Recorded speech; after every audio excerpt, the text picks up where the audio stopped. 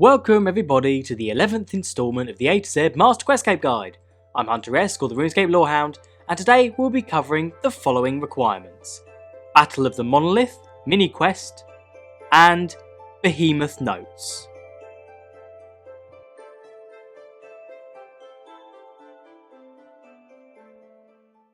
As usual, I would recommend that you watch my MQC Lengthiest and Hardest Requirements videos first when they pop up via suggestion cards. This is because it is important to start some requirements early. Also, if you have missed the previous A to Z guide where we covered banking history, please click the suggestion card that will appear now. For these videos I'm going to assume you have the quest point cape, but I will attempt to include the quests, skills and any other requirement you need for each achievement. In addition, these video guides are made to be Ironman friendly. I also have a brief announcement before we start this guide. I have created a Discord server called the Lorehounds Lounge, which a link for can be found in the description of this video. This is a place where we can discuss any lore related RuneScape content and where I can get to know some of you guys who are watching my videos. Additionally, we can all help each other out with Master Questscape achievements or discuss anything you're not sure about from one of my guides. Please do come along to the Discord server if you're interested and say hello. It would be great to have you. With that announcement out of the way, let's get started with Battle of the Monolith, Miniquest. One of the requirements we are going to look at today is the Battle of the Monolith Miniquest achievement, and this is worth 10 rune score. You must complete this intermediate mini-quest. To do this, you need to have completed the archaeology tutorial, have at least level 5 archaeology, and I would recommend completion of Azanadra's quest for complete understanding of the story, but this is not required.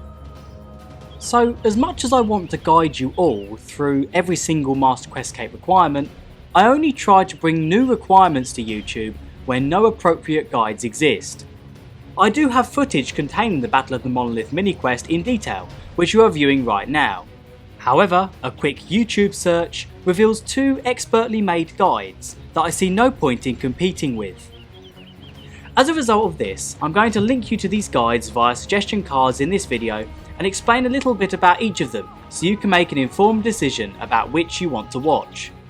You can then return to this video after finishing this mini quest and get the information I have for you about the Behemoth Notes achievement. Option 1 is Fraqsu's 48-minute real-time guide. The idea of Fraqsu's guides is that you can have both the video and RuneScape open and complete the quest with Fraqsu in real time.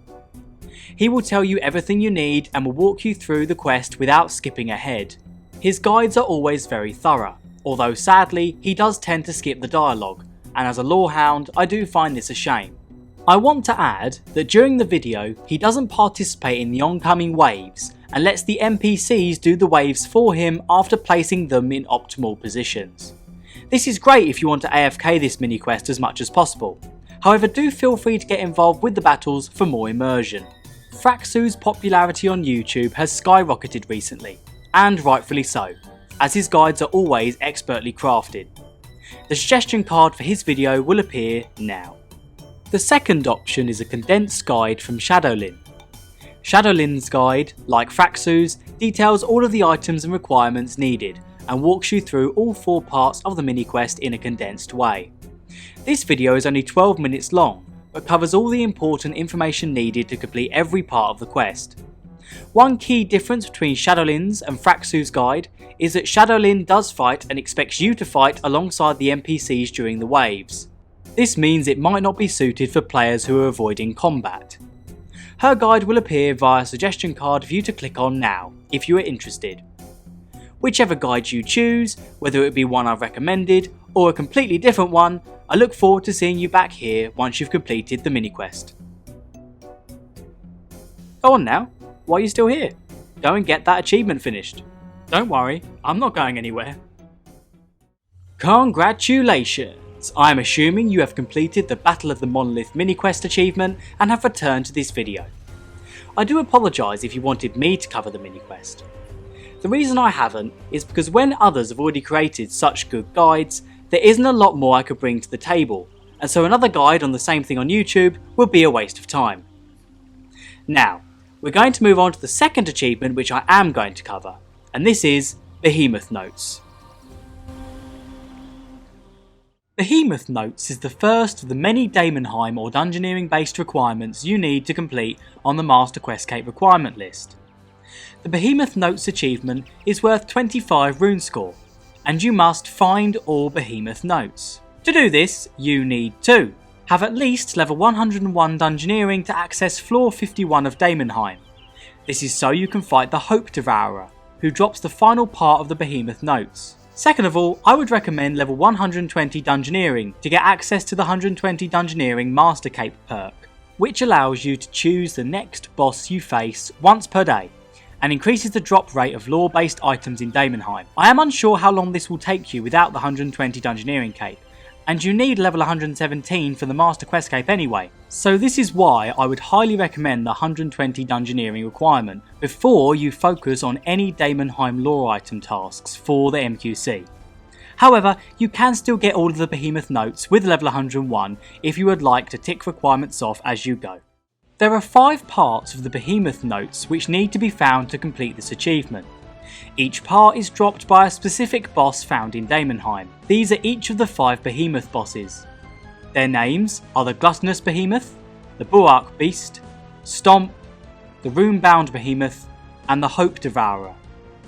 Before we get into specifics, here is some general advice for efficient note discovery.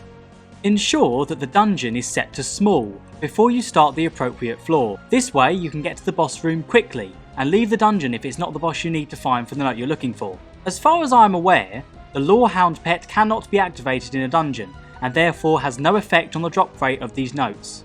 When I talk specifically about each note, you will only need the minimum Dungeoneering level mentioned to have a chance at finding the relevant boss, not the maximum. Read the notes before destroying them. Sometimes lore drops are not counted as found unless you read them. These next 3 pieces of advice only apply if you have 120 Dungeoneering. If you have 120 Dungeoneering, ensure you are wearing your Master Cape when you start a floor to gain the benefit of increased lore item drops. In addition, if the 120 Dungeoneering Cape perk activates and you can choose the next boss you will face, ensure you pick the correct boss which drops the note you are seeking. You could always try to get your guaranteed boss roll for the day and then come back to it after reset the next day. This way you're guaranteed to have at least 1 shot at a page per day rather than leaving it down to chance by doing it consecutively on the same day. Time to cover the bosses and the parts specifically. According to the RuneScape wiki, the Behemoth Note drops are common, and so hopefully you shouldn't have too much trouble obtaining them.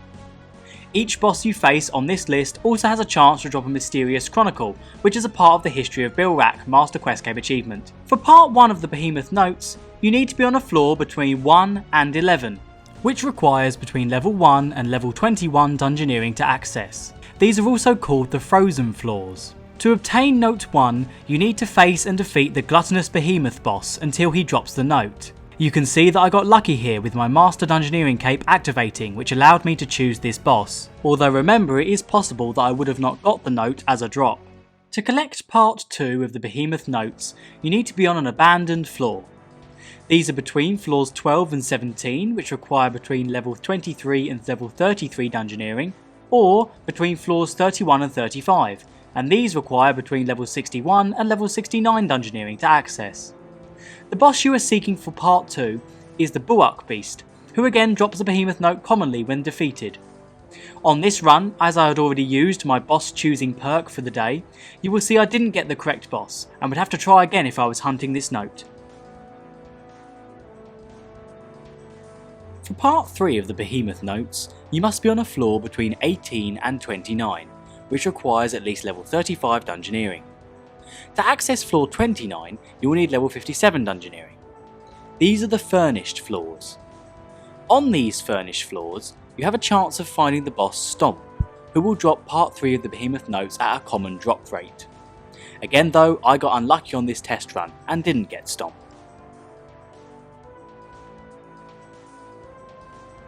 To obtain part 4 of the Behemoth Notes, you need to be on an occult floor.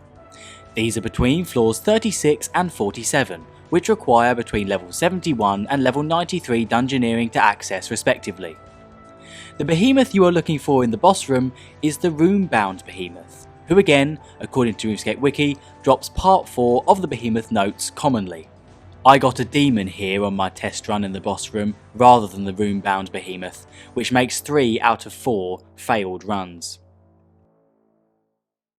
Finally, to acquire part 5 of the Behemoth Notes, you need to be at least level 101 Dungeoneering to access the first of the warped floors where the Hope Devourer can spawn. These are the floors between 51 and 60 and require between level 101 and level 119 Dungeoneering to access. The Hope Devourer should again drop the note commonly, meaning Lorehounds with the Master Dungeoneering cape will likely get this note after 2 or 3 kills. Well, hopefully. As you can see, this final test boss run to find another behemoth was also a failure, unfortunately. After watching this video, you may appreciate why I recommended the level 120 Dungeoneering cape before starting any Daemonheim tasks. On all 4 of my runs where the cape didn't let me pick the boss as it was already activated for the day, I didn't get any of the behemoths which I was looking for. This means you could spend hours running these small dungeons searching for the particular behemoth. Then when you find it, you might end up being disappointed if it doesn't drop the note, and then you must search for it all over again. Hence my strong recommendation for level 120. So my advice for getting to 120 Dungeoneering is to do sinkholes daily, and to complete the Daemonheim hard tasks to unlock a 10% XP boost in sinkholes. Elite dungeons are also a good idea if you enjoy PvM. Have a look on YouTube for some more up-to-date guides and ways to get 120 Dungeoneering faster, as my ways may be outdated. Anyway, once you pick up the final Behemoth Note, the achievement should pop up and you will receive your 25 rune score. Apologies, I don't have a screenshot or recording of this achievement popping up, but I'm sure you get the idea. Well done for completing the Behemoth Notes achievement.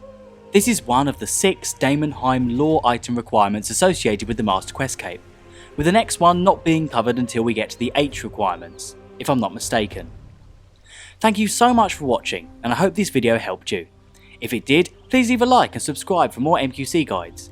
Please remember that the link to my new Discord server is in the description, and you are welcome to join, even if it might be a bit bare bones right now. Have a great day everybody, this is the RuneScape Lorehound, signing off.